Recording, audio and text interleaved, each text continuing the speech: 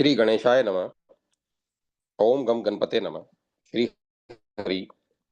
ब्रह्मांड पुराण अध्याय 50। सगर का औरव ऋषि के आश्रम में गमन। जैमिनी ने कहा, इस प्रकार वह राजा साक्षात दूसरे धर्म के समान पृथ्वी का विधिवत पालन करने लगा। स्वस्थ इंद्रियों वाले उस राजा ने ब्राह्मण आदि को तथा सभी वर्णों के अपने अपने धर्म में स्थापित करके न्यायपूर्वक सबकी रक्षा की। सब वर्णों में प्रजाएं यथा श्रेष्ठ व्यवहार करती थी।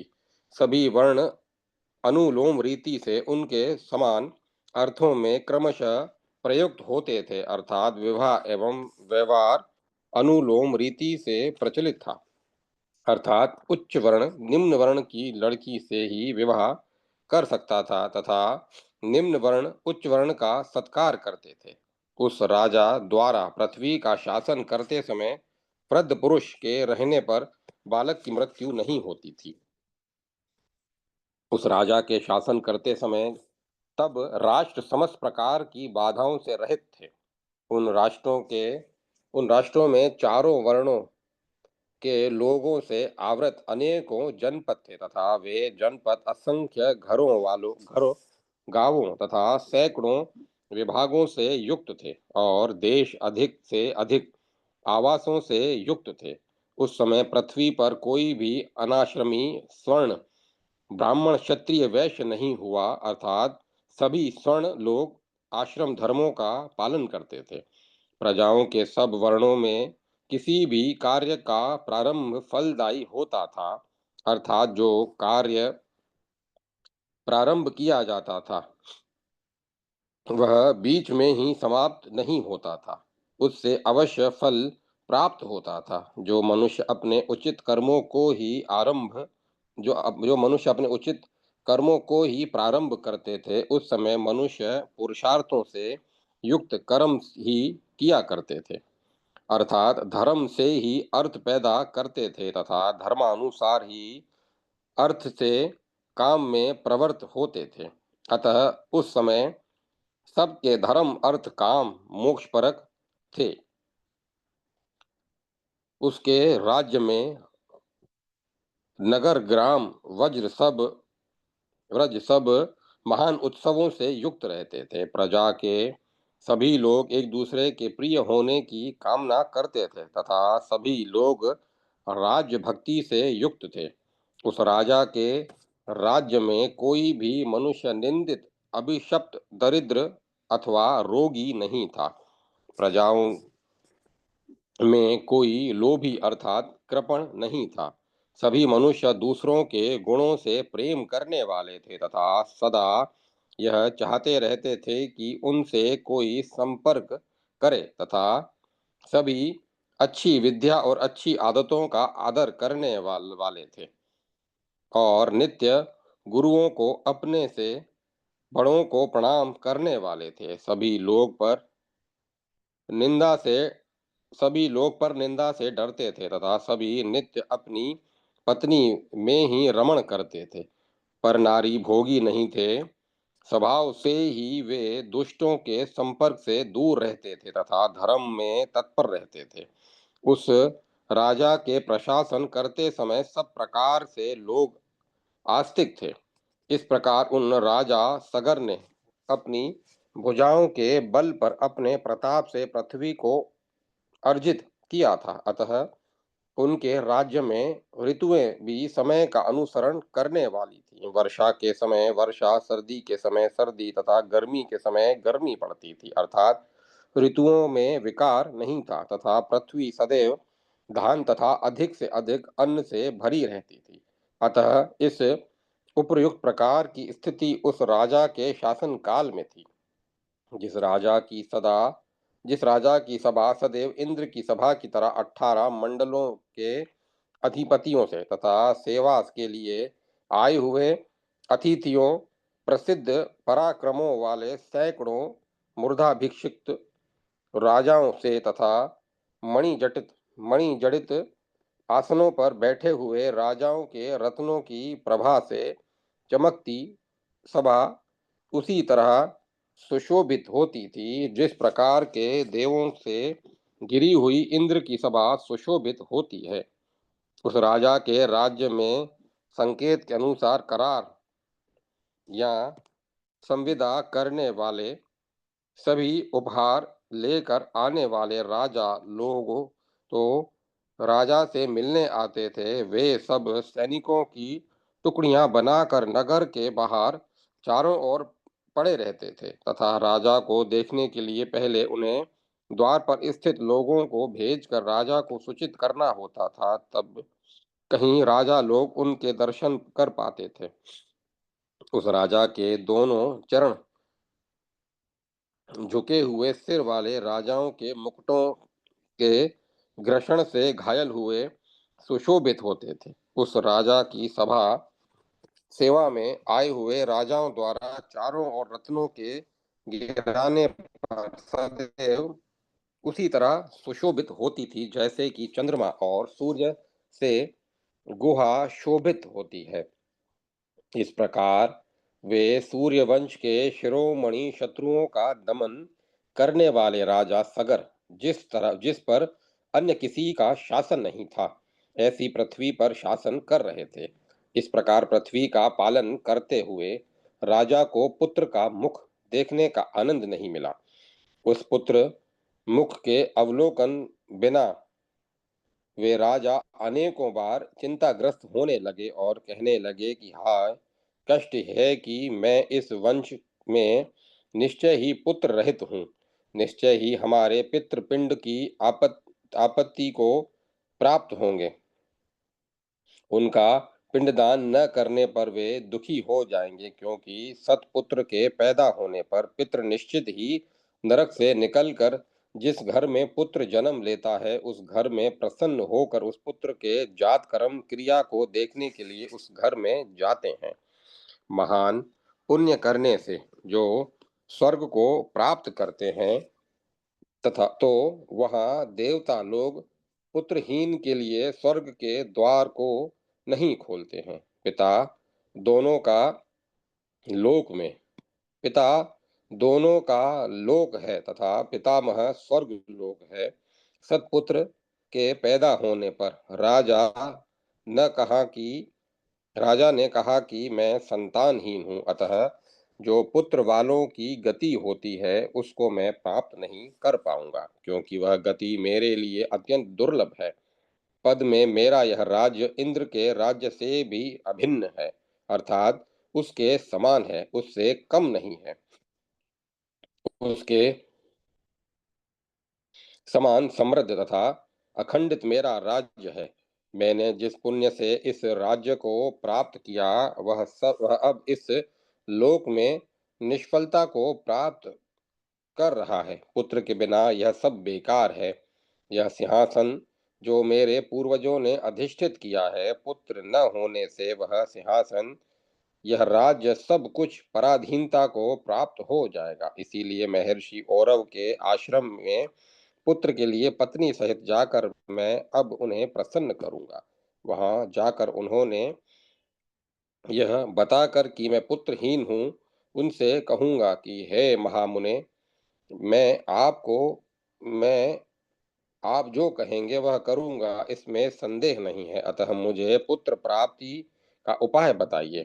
इस प्रकार मन में विचार कर ये कृत्य के जानने वाले राजा सगर औरव आश्रम की ओर जाने को तैयार हुए।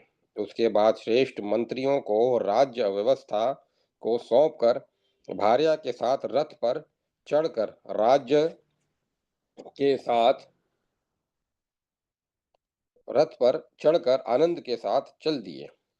फिर मेघ के नाद का संदेह पैदा करने वाले रथ के घोष के साथ मार्ग में चकित आंखों वाले शिखंडियों द्वारा देखे जाते हुए चलने लगे। मार्ग में वे अपनी दोनों पत्नियों को टकटकी लगाकर देखते हुए तथा थोड़ी देर में ऊपर को मुख करके उड़े जा रहे मोरों को दिखाते हुए जा रहे थे। मार्ग में पुष्प और फलों से लदे हुए वृक्षों को देखकर वे बहुत प्रसन्न हुए। फिर वे उस तपोवन में पहुंचे जो तपोवन कोमल पुष्पों स्वादिष्ट फलों, हरी घास से युक्त मैदानों, बहुत चिकने पत्तों वाले छायादार वृक्षों से युक्त पर्वतों के से चारों ओर से ढका हुआ था। वहां आम के आगे वाले पत्तों के स्वाद से, मधुर कंठ से बोलती हुई कोयलों की ध्वनियों से, कानों को आनंद पैदा करने वाली ध्वनियों से समस्त दिशाएं गूंज रही थी। वह तपोवन सब ऋतुओं के पुष्पों से युक्त भ्रमरों से मंडित था। वहां फलों के गुच्छों से झुकी हुई शाखाओं वाले वृक्ष थे। बंदरों के झुंडों से सैकड़ों वृक्ष लदे हुए थे। वह तपोवन उन्मत्त होकर नृत्य करते हुए मोरों, पपीहों और कुंजते पक्षियों से युक्त था। वह तपोवन गाती हुई विद्याधर वधुओं के गीतों से सुंदर और मन को हर लेने वाला था। उस वन की गुफाएं संरचरण संचरण करती हुई किन्नर युगलों से सुशोभित थी। वह तपोवन हंस, सारस, चकवाक, चकवी, करंडव, बदक, तोते आदि के सुंदर स्वरों से आवृत सरोवरों से घिरा हुआ था। उन सरोवरों में कोमल कहार, कुमुद और उत्पल सब प्रकार के कमल थे, जिनको स्पर्श कर चलती हुई मंद मंद हवाओं से समस्त दिशाएं सुगंधित थीं। उस इस प्रकार के गुणों से युक्त तपोवन को प्राप्त कर रथ के से चलते हुए राजा ने अपार हर्ष को प्राप्त किया।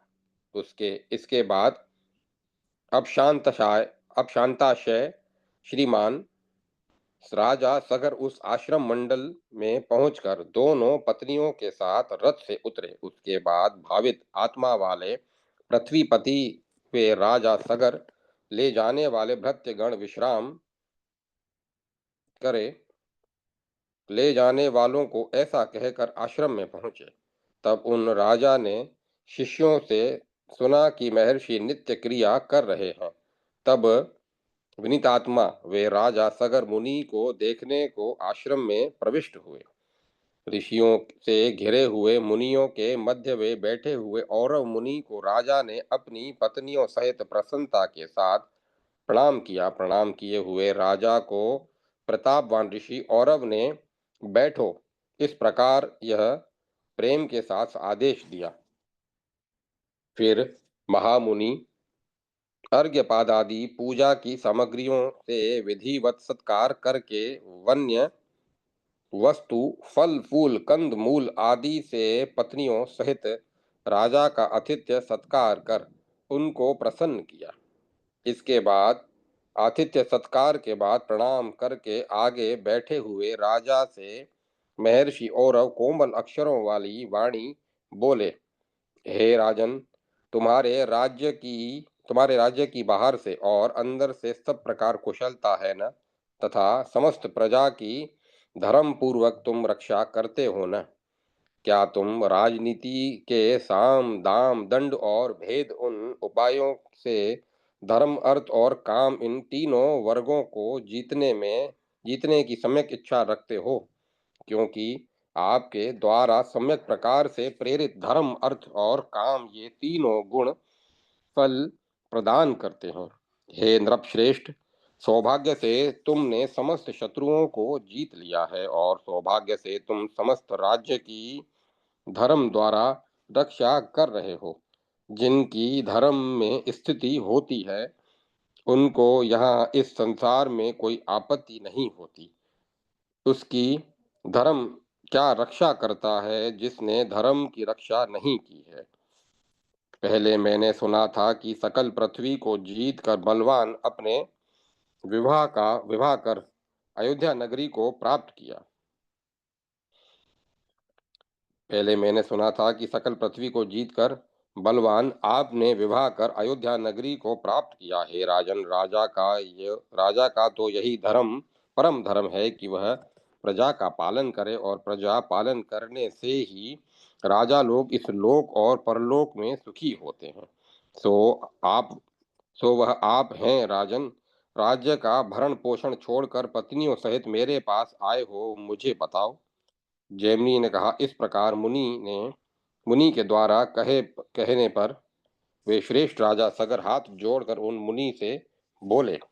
इस प्रकार श्री ब्रह्मांड पुराण वायु प्रोक्त मध्य भाग तृतीय उपोद्घात पाद 50वां अध्याय सगर का औरव ऋषि के आश्रम गमन संपन्न हुआ। जय माता सरस्वती। जय मां सरस्वती। अध्याय 51 असमंजस त्याग।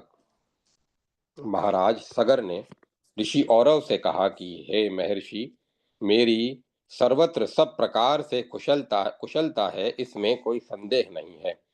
जिस मेरे आप अनुध्याता हैं, अर्थात जिस मेरे आप पूरी तरह ध्यान रखते हैं, उसकी कुशलता क्यों नहीं होगी। जिसने मुझे पूर्व काल में अस्त्र शस्त्र में शिक्षित किया, वह मैं इस समय समस्त शत्रुओं का नाश करने में कैसे अशक्त हो सकता हूँ। केवल आप ही मेरे गुरु मित्र देव भाग्य बंधु और मित्र हैं। मैं आपके बिना अन्य को अपना पिता नहीं जानता हूँ। हे महर्षि, आपके द्वारा दिए गए उपदिष्ट अस्त्र से मैंने समस्त राजाओं को जीत लिया। अतः जो अनुस्मरणीय शक्ति है, वह सब आपके तप की शक्ति है। हे महामुनि, आप ही अपनी तपस्या से समस्त संसार को पवित्र करते हो और पालन करते हो, तथा आप संसार की रचना तथा संसार का संहार भी कर सकते हो, इसमें कोई संदेह नहीं है। हे महामुनि, आपकी तपस्या का प्रभाव अनन्य सामान्य है। उस प्रभाव का एक अंश भी आश्चर्यप्रद दिखाई देता है। देखिए ब्राह्मण, आपके तपोवन में सिंह के बैठने के स्थान पर यह बाल्यावस्था वाला मृग शावक निडर होकर जल पी रहा है। यह सगह प्रसुत दुर्बल मृग शावक अत्यंत विश्वास के हरिणी से स्तन को पकड़ रहा है। यह रूरू नामक मृगी मृग के सींग के अग्रभाग पर अपने गढ़ स्थल को खुजला रही है। इस वन के बीच में अपने जीवन व्यवहार के लिए व्याघ्री न प्रसूता हिरणी को मारकर आपके आवास पर अपने बच्चों को पुष्ट कर रही है। सिंह ने शीघ्रता से हाथी को भगा दिया। फिर इस वन में वे दोनों आपके भय से एक ही स्थान पर बैठे हैं। नेवला, चूहा, बिल्ली, मोर, खरगोश और सर्प, भेड़िया, सुअर, शार्दूल, शर्ब, रीछ और बंदर, जम्बुक, सियार, नीलगाय, गाय, हिरण, भैंसे, ये सभी इस तपोवन में स्वाभाविक वैर को छोड़कर मित्रता को प्राप्त हो गए हैं। इस प्रकार ये तपस्या की शक्ति बहुत ही आश्चर्य प्रदान करने वाली है। हे ब्राह्मण, आप जैसा कोई भी पृथ्वी पर प्राप्त नहीं हो सकता। हे विप्रश्री, मैं तो आपकी कृपा से समस्त पृथ्वी को जीतकर शत्रुओं के साथ अपने राज्य में पहुंच गया था। वह मैं इंद्रियों को वश में करके धर्म अर्थ काम तीनों के अनुसार राज्य का पालन कर रहा था। हे भृगुश्रेष्ठ, इस प्रकार राज कार्य प्रवृत्त रहने वाले मेरी आपको देखने की इच्छा हुई तथा उसकी अपेक्षा भी थी। क्या आज संतान विहीन होते हुए पिंड प्रदान के साथ पृथ्वी का संरक्षण पर्याप्त है? इसीलिए यह अत्यंत अनिवार्य दुख मेरे मन में है तथा इस लोक में मेरे इस दुख को दूर करने वाला आपके अतिरिक्त अन्य कोई नहीं है। इसीलिए मैं आपके पास आया हूँ। जब राजा सगर ने ऐसा कहा तो कुछ देर अंतर्मन स्थित होकर भगवान और कुछ निदेश युक्त यह वचन बोले कि राजन, अपनी दोनों पत्नियों को लेकर कुछ समय तक यहाँ निवास करो, तब आप अवश्य अपने अभिष्ट वर पुत्र को प्राप्त करोगे। इस विषय में आपको विचार करने की आवश्यकता नहीं है। तब उन धर्मात्मा भक्ति युक्त राजा सगर ने प्रसन्नता पूर्वक गुरु की सेवा में तत्पर रहते हुए पत्नियों सहित चीरकाल तक वहां उस आश्रम में निवास किया। राजा की पत्नियों ने निरालस्य होकर सब समय विनय और व्यवहार की भक्ति से उन मुनि के प्रति प्रेम को बहुत अधिक बढ़ा दिया। तब उन दोनों पत्नियों की भक्ति और सेवा से महामुनि संतुष्ट हो गए। तब उन्होंने राजा की पत्नियों को बुलाकर यह वचन कहे, रानियों, आप लोग मुझसे अपना इच्छित वर मांगो, मैं उस वर को अवश्य प्रदान करूंगा। यद्यपि यह अत्यंत दुर्लभ है। उसके बाद शीर से प्रणाम करके उन दोनों शुभ रानियों ने महामुनि से सादर कहा कि भगवान, हम पुत्रों की कामना करते हैं। उसके बाद भगवान औरव ने कहा कि आप दोनों के लिए राजा की प्रिय कामना से मेरे द्वारा यह इच्छित वर दिया जाता है कि हे महाभागे, मेरे प्रसाद से तुम निश्चय ही पुत्रवती हो। और भी मेरा वचन दिया जाता है कि हे महाभागे, मेरे प्रसाद से तुम निश्चित ही पुत्रवती हो। और भी मेरा वचन सुनो, आपको एक से एक में एक पुत्र होगा, अर्थात एक रानी को एक पुत्र होगा जो बहुत अधिक धार्मिक होगा। तथापि उसकी कल्प के अंत तक सब प्रकार समृद्धि रहेगी। दूसरी रानी से 60,000 पुत्र होंगे। ये सभी पुत्र अक्रार्थ अक्रार्थ बेकार होंगे और शीघ्र ही नष्ट हो जाएंगे। इस प्रकार के गुणों से युक्त तुम दोनों को पुत्र होंगे। यह वर मैंने तुम्हें दिया है। जो जिसको अभिषिक्त है उसको स्वेच्छा से स्वीकार करो। मुनि के द्वारा ऐसा कहने पर विदर्भी रानी विदर्भ राजपुत्री के वंश बढ़ाने वाले पुत्र का वर प्राप्त किया तथा दूसरी रानी ने अन्य 60,000 पुत्रों का वर प्राप्त किया। इस प्रकार महामुनि औरव ने राजा सगर को वर प्रदान कर अपनी पत्नी सहित अनुमति देकर अयोध्या नगरी की ओर विदा किया। मुनि द्वारा कृत्य हुए महाराजा सगर रथ पर सवार होकर प्रेम पूर्वक अपनी नगरी की ओर चले गए। तब आनंदित उन राजा ने हुष्ट पुष्ट जनों से घिरी हुए रम्य नगरी में प्रवेश कर परिजनों के साथ परम आनंद से रमण किया। इसी समय दोनों रानियों ने परम मोद के साथ राजा को गर्भ होने के बारे में बताया। तब उन दोनों रानियों के गर्भ शुक्ल पक्ष में बनने वाले चंद्रमा की भांति बढ़ने लगे, जिससे पिता को और नगर निवासियों को बहुत प्रसन्नता हुई। उसके गर्भ का समय पूरा हो जाने पर महारानी केशनी ने शुभ मुहूर्त से सूर्य की आभा वाले असीमित कांति युक्त कुमार को जन्म दिया। तब राजा ने उसका यथाविधि जात कर्म आदि संस्कारों को करके असमंजस्य नाम रखा।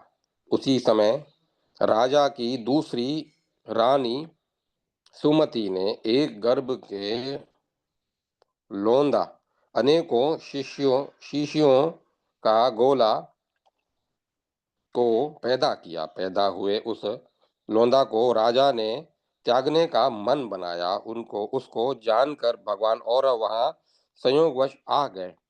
तब राजा ने उन्हें बताया तो शीघ्र ही और मुनि राजा से बोले, हे राजन, तुम इस गर्भ के पिंड को छोड़ नहीं सकते हो, क्योंकि ये मांस का लोथड़ा 60,000 पुत्रों का बीजभूत है, अर्थात इसमें 60,000 शिशु स्थित है। अतः इन सब को एकत्र कर घी भरे हुए घड़े में रख कर ढक्कन लगाकर अलग अलग रख देना है। यदि हे राजन, आप सम्यक प्रकार से ऐसा कर देंगे तो मेरे प्रसाद से जो मैंने आपको पुत्रों की संख्या बताई है वह हो जाएगी, इसमें कोई संदेह नहीं है।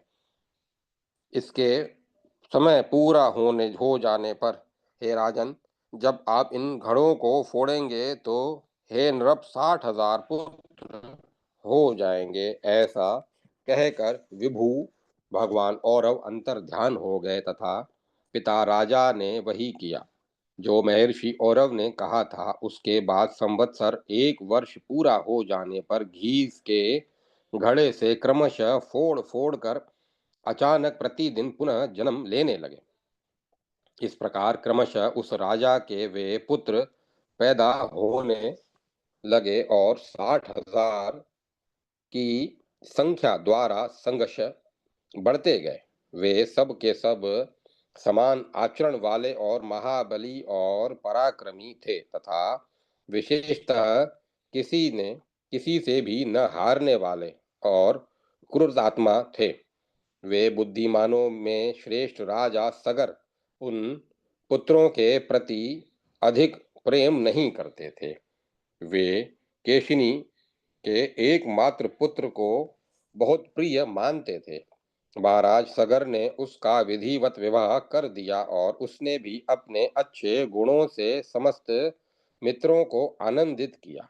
इस प्रकार प्रवर्तमान केशिनी का पुत्र जो अंशुमान प्रसिद्ध पुत्र हुआ, बाल्यावस्था से ही उस मतिमान अंशुमान ने अपने उदार गुणों से मित्रों तथा अपने पितामह को प्रसन्न कर लिया था। इसी बीच उन राजा का पुत्र असमंजस्य किसी पिशाच के द्वारा आविष्ट करने के कारण चेतना शून्य हो गया, मूर्छित हो गया। क्योंकि वह पूर्व जन्म में किसी राजा के देश में बहुत अधिक धनवान और धर्मज्ञ वैश्य था। उन्होंने पूर्व जन्म में कभी वन में घूमते हुए उत्तम निधि को देखकर बनिया के लोभ युक्त आचरण के से कारण उस खजाने को ग्रहण करना आरंभ कर दिया। तब उसके बाद उस निधि खजाने के रक्षक पिशाच ने वहां जाकर कहा कि मैं भूखा पिशाच चिरकाल से इस निधि की रक्षा करने के लिए इस निधि में रह रहा हूँ, इसीलिए तुम इस धन को छोड़कर मुझे गौ का मांस देकर मेरी आज्ञा से अपनी इच्छा से इस धन को ग्रहण करो। उस वणिक ने यह कहकर कि मैं गौ का मांस तुमको दूंगा, पिशाच द्वारा अनुमोदित धन को ले लिया। लेकिन उस वणिक ने जो प्रतिज्ञा की थी तदनुसार गौ का मांस नहीं दिया। अतः हे राजन, जो वणिक ने वायदा किया था उसको पूरा न करने पर वह पिशाच अपने क्रोध को नहीं रोक सका। उसके बाद वह धन खोया हुआ पिशाच बहुत समय तक गोमांस खाने की इच्छा से भूख से व्याकुल होकर मर गया। वह वैश्य भी यथा समय मृत्यु को प्राप्त कर बालक बनकर सगर की पत्नी केशनी का वंश बढ़ाने वाला पुत्र हुआ। बिना शरीर वाला पिशाच भी पूर्व वैर को स्मरण करता हुआ, हे राजन, वायु के रूप में उस राजपुत्र की देह में प्रविष्ट हो गया। तब उस पिशाच के राजपुत्र के देह में घुस जाने पर वह राजपुत्र कुर्चित वाला हो गया। उसकी बुद्धि भ्रष्ट हो गई और फिर वह बलात्कार करने लगा। उसका नाम तो असमंजस्य था ही, अतः उसने अयोध्या नगरी में हत्यारे के समान असमंजस्य पैदा कर दिया। सदा बालक, युवक, वृद्ध और स्त्रियों को मार मार कर निर्दयी वह दुष्ट सरयू नदी में फेंकने लगा। उसके बाद उसकी इस निर्दयता को देखकर सब नगरवासी तथा जो उसके आघात से बचे हुए थे उन बहुत से लोगों ने जाकर राजा से निवेदन किया। राजा ने इस बात को सुनकर प्रयत्न पूर्वक उसे बुलाकर महान दुख से युक्त होकर उसे उस सब हत्या कार्यों को करने को मना किया। पिता के द्वारा अनेकों बार रोके जाने पर उन महात्मा पिता ने उसको खोलते हुए जल में डाल दिया। जैसे ही जल में जो डाल दिए जाते हैं, जब उसका नाश हो गया तब राजा सगर ने पाप से निवृत्त होने के लिए लोकापवाद से भयभीत होने के कारण उस देश को छोड़ दिया। इस प्रकार श्री ब्रह्मांड पुराण वायु प्रोक्त मध्य भाग तृतीय उपोद्घात पाद 51वां अध्याय असमंजस्य त्याग संपन्न हुआ। जय माता सरस्वती।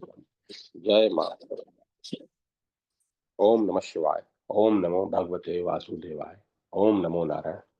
ओम श्री लक्ष्मी नारायण नमः। ओम तत्सत। ओम तत्सत। ओम तत्सत। अब कथा को विराम दिया जाता है।